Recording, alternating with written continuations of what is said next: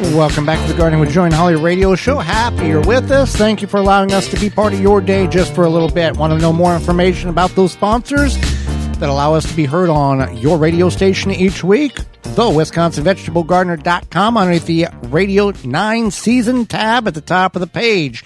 Coupon codes can be found under the Money tab. Well, as fall's approaching, and yes, it is, whether we want to admit it or not, some people are excited about it, others are disappointed. There are some things that you do not want to do or do not want to forget to do when it comes to your garden.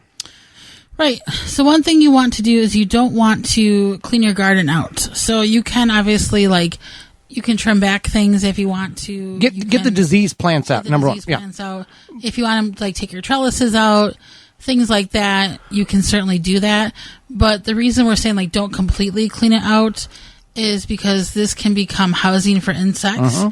If it's something because people will go in and just drag everything out to the curb, or what's left, they'll take the lawnmower and mow it flat, and it looks like a field ready to be planted, and there's nothing left for any insects, good or bad, to be housed over the winter. Now, what you can do is if you do want to pull the plants out, you can do that, but just lay them down.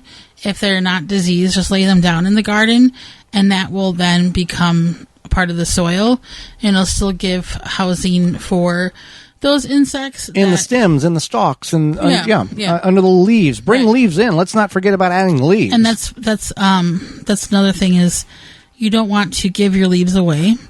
When we say your leaves away, we mean just take them to the curb. Yeah. On the previous point there, cleaning your garden out.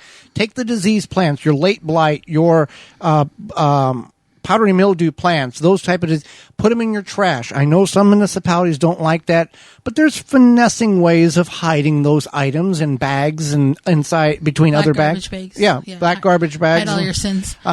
So. Because here's the reason why you don't want to put it in the street, because based on early blight, for example, or late blight, for example, late blight, if kept warm enough over the winter in compost piles, it can be introduced into your garden or other people's gardens. If the municipality picks it up and they go, go get some free composters, low cost compost, bring it to your garden, and boom, there it is, because it's kept warm enough all winter long. So, and spores of other diseases can be kept warm enough. So you want to dispose of them and get rid of them, whatever way you need to do under the cover of darkness.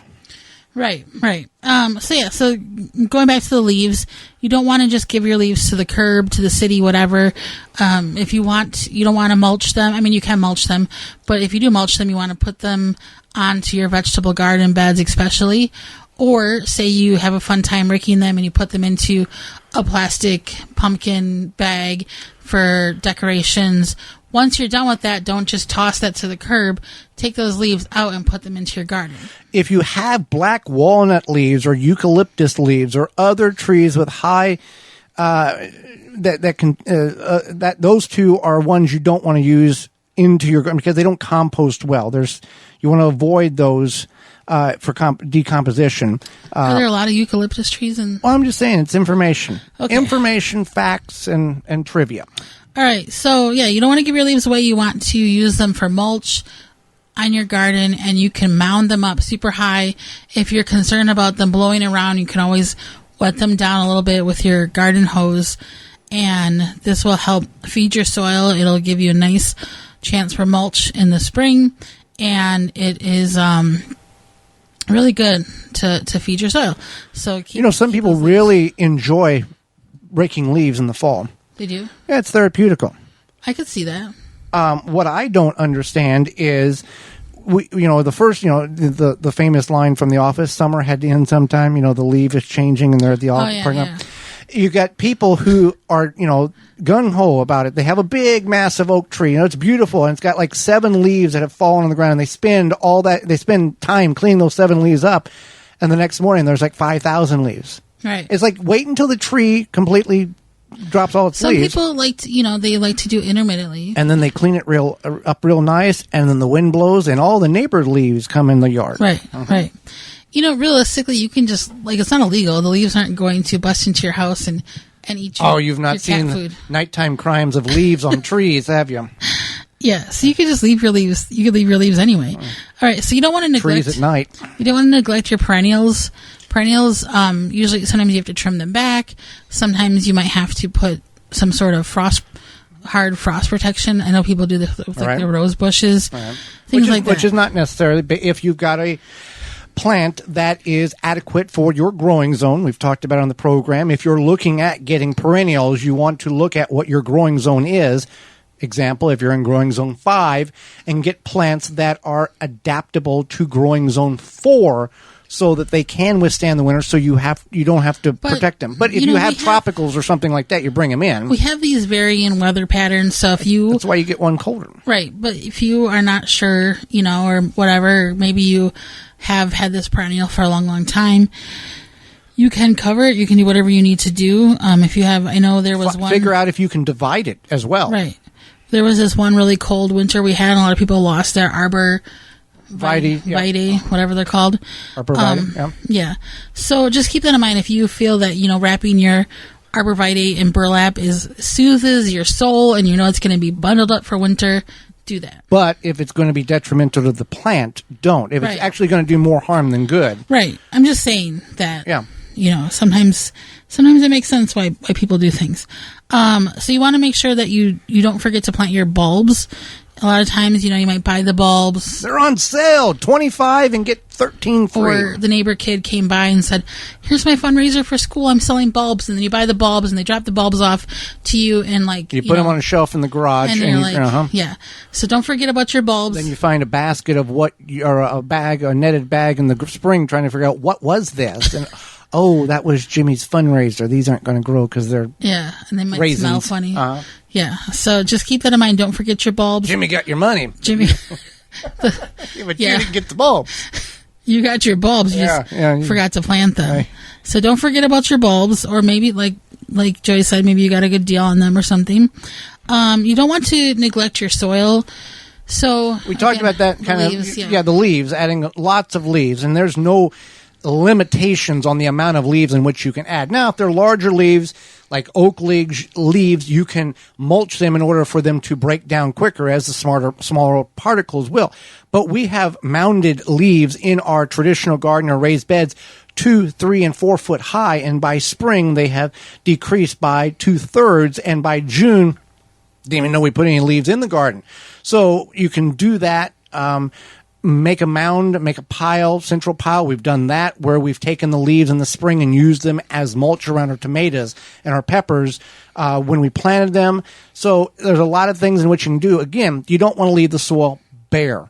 Even if you just put some leaves, something over the soil, you will be amazed how much healthier the soil, one, will look in the spring when you start planting, but two, prevents the soil from weathering. You've seen soil that has been exposed to the air, the wind, water. It just looks dull and plain. Now, you can't look at a piece of soil and go, that's a healthy piece of soil, or that's an unhealthy to some extent. Now, if it's black and it looks like potting soil and that type of thing, it's different. But the more we can protect the soil, the better microbial life in the soil can be had, which in turn can be healthier for our plants.